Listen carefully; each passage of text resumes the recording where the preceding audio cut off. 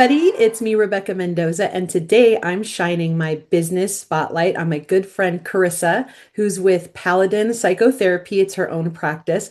I am going to have her introduce herself, share a little bit about who she is, and let her tell you how to pronounce her last name. Well, thank you, Rebecca.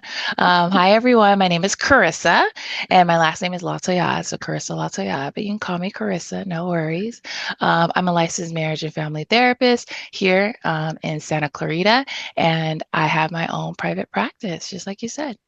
That's right. And you and I work together in the context of seniors. Yeah. And you're a member of the seniors group, a founding member, I might add. But you actually you offer much more than that. I know you're a family and marriage counselor. So tell us a little bit about who you serve in the community. Yeah, so even though I am in Santa Clarita, my license extends throughout the state of California. So I do work in person in Santa Clarita. I have an office specifically in Newhall. So if you're familiar with Santa Clarita Valley, you know where that is. But virtually or online through telehealth, I do provide services to people as in Northern California, the Bay, like that area as well. So there's different ways people can access me. I do provide, even though the license says marriage and family, I do provide individual counseling as well. Um, but I serve a wide range of people, but mostly my focus has been on women, Mm, specifically 40s and up. I do have a population of seniors that I work with that I've enjoyed working with. Um, and so it just kind of depends on like what people are dealing with, but it all boils down to like relationship issues. So, like, one of the big things is disagreements with sort of the sandwich generation with care, or the big thing that's happening right now, people going no contact with their mm, family, specifically the parents. yeah. Um, Another thing that's happening is like people that are still working late in their 70s. And when they should be in retirement age, like that just financially isn't feasible. Mhm. Another thing that's happening is like loneliness. A big loneliness factor is there. That could be either due to grief, either their family's gone no contact, or maybe their family has moved away, they no longer live in the same area, or even like death of a loved one. So a lot of widows and stuff like that are some of the issues that come up. Yeah, there's so many things in the world today that's so stressful for everybody. And we all need I mean we need connections, we need friendships with people, and I see the isolation, especially when I'm working with the people I'm working with in the real estate context, right? Like there's a lot of stress, and Yeah. that's a good thing. I mean, a lot of times people moving around, it's a welcome thing. Sometimes people are moving onto a new life or a new area, new something, but the stress is really heavy a lot of times for some people. And right now in 2026, it even seems more so than that. So there's a lot of circumstances that would have somebody come and talk to you. It may not be the like what normal, not normal, but what the people normally think of as going to Yeah. therapy is like, oh, I've got something wrong with me. No, it could just be like, I have this area, something happening in my life. I'm very stressed out and I need that support. So Yeah. in that, like when families are navigating like big, transitions, loss, caregiving stresses, changes in their own health, all those things you describe, where does therapy, like where does that fit in? How do they get to you? Yeah, so like I think that the way that they get to me just depends on like what it is that they're dealing with. And I really love that you took the time to say like there is a way that people think about therapy. And I feel like that's a Mhm. great segue to talk about the stigma. When people talk about therapy, specifically mental health, right? They're thinking, oh, uh, people who go to therapy are crazy. Yeah. Like people who go to therapy, those are the people that are court ordered, or those are the people that have been 5150 or put in a inpatient care, type situation. So like there's this extreme view Mm. around it, and that's outside of the additional layer of culture, because Yeah. a lot of cultural uh, thoughts around therapy is you don't air your dirty laundry type Mm. conversation. You don't share information. And what tends to happen, unfortunately, is people kind of tend to suffer in silence Yes. when that happens. And so a lot of the times is people reach their breaking point of I'm tired of suffering in silence. Yes. I'm tired of dealing with this and not having someone hear me or like listen to what I'm saying or validate what I'm saying. And so like that tends to be the spark of someone just wants to be heard, right? They want someone to hear them and to validate what they're saying. Um, and validating doesn't necessarily mean agreeing, but to just acknowledge them as a human being with feelings, right? So there's a lot there. I just, you know, I'll tell you, I just got the chills a little bit because I think that that's what is really missing for a lot of people right now, Yeah. especially more than ever, but probably across, you know, multiple years, which is that need to be heard, that need to be Yes. validated. And like you said, not that, you know, you're right or wrong or anything like that, but just your feelings acknowledged as, you know, legit, like, yes, you know, I can see how people feel that way or, you know, whatever that is. And being that relief of like, oh, I feel understood, Yeah. you know? Yeah. And so, yes, thank you. Thank you for bringing that into Absolutely. the world. Yes, absolutely. And like and a lot of people like just to your point, right? Like there is that thing of like there has to be something really, really bad going on and it doesn't have to be a crisis. I know a lot of people tend to think, okay, it's time for me to go. But like if things are just starting to get a little tougher, you're like, let me go in. Maybe I can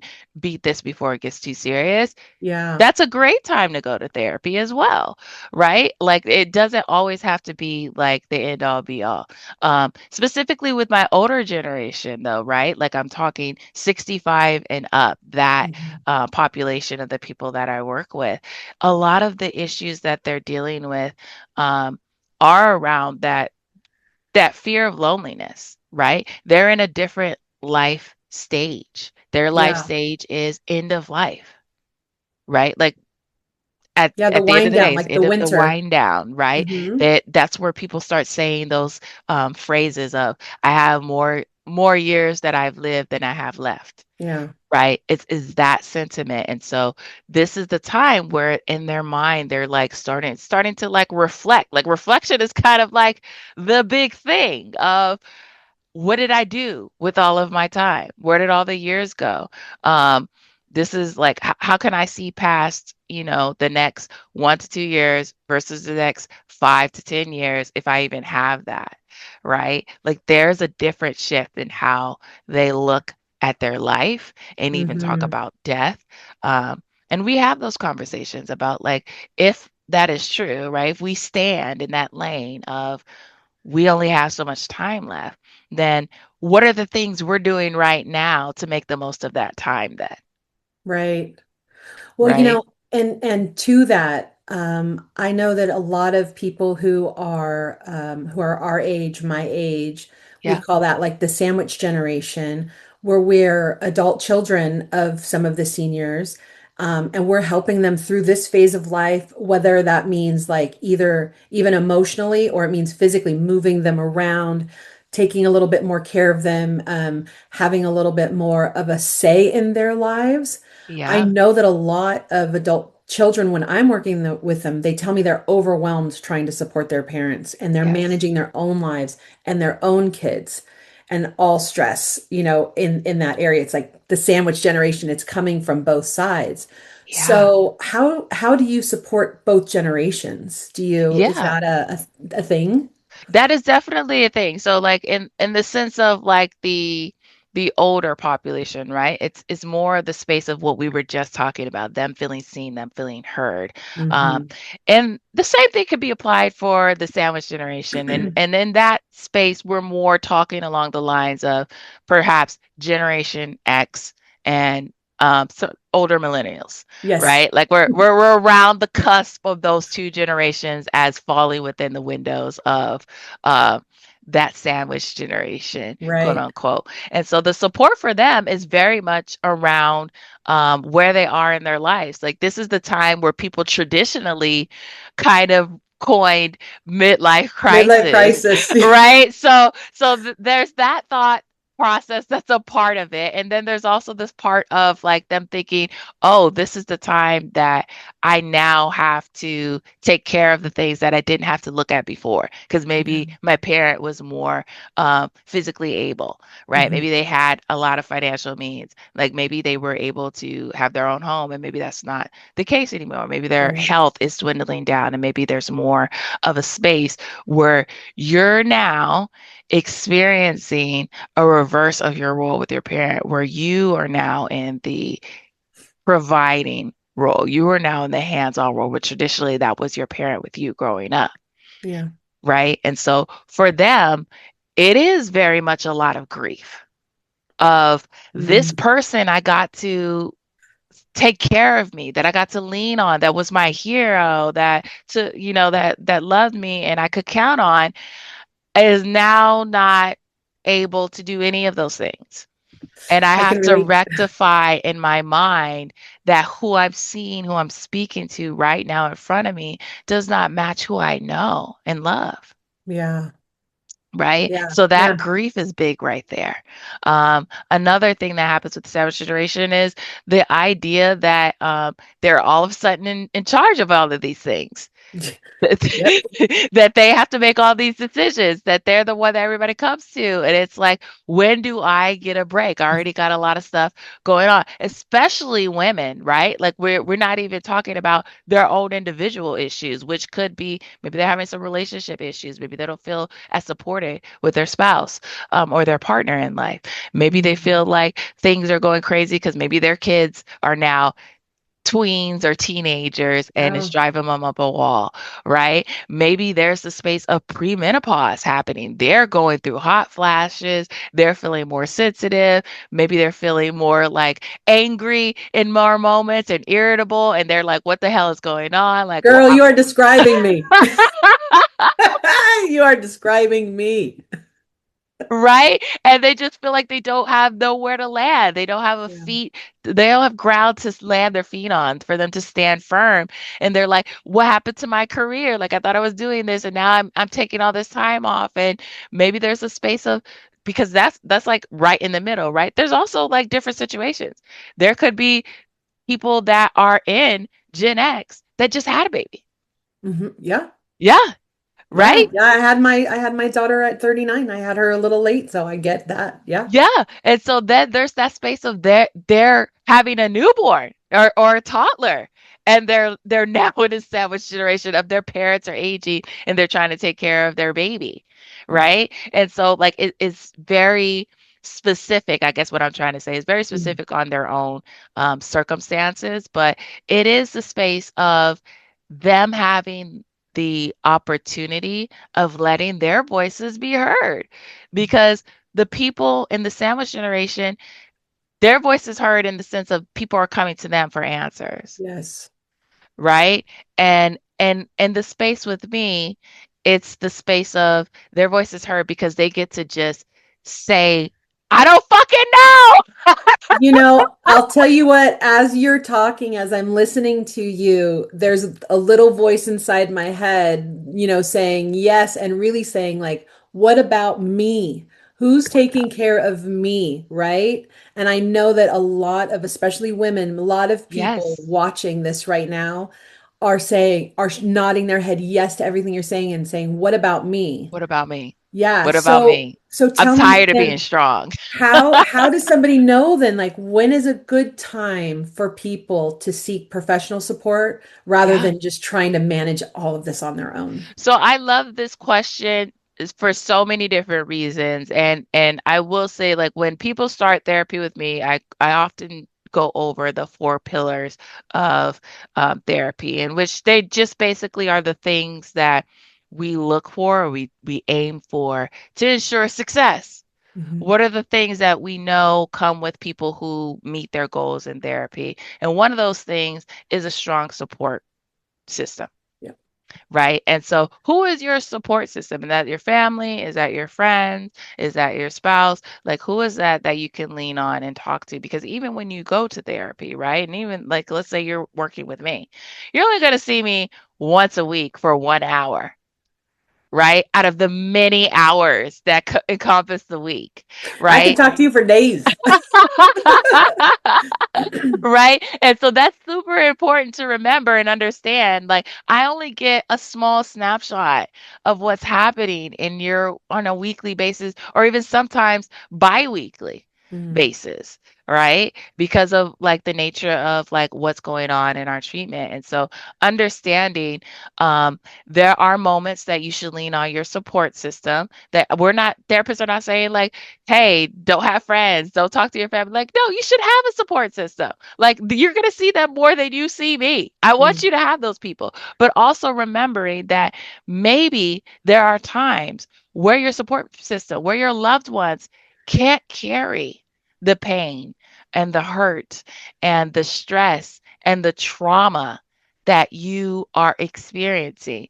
And if that is the case in your conversations, and it feels like every time I bring this up, my my friends or my family, it seems like they don't want to talk about it. They change the Yeah. subject, They're like like, they're trying to move away. mm. That's a sign that maybe you have space for me. Yeah.